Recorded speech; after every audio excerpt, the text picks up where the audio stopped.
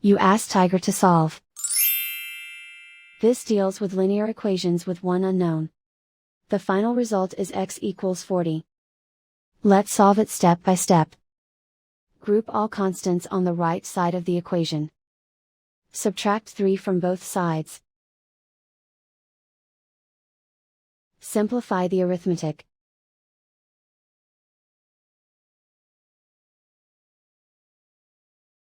Isolate the x.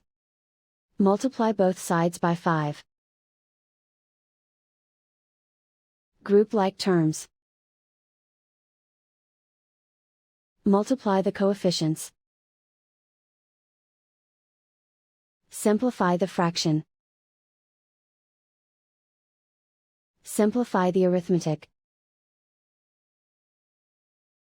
And so the final result is x equals 40.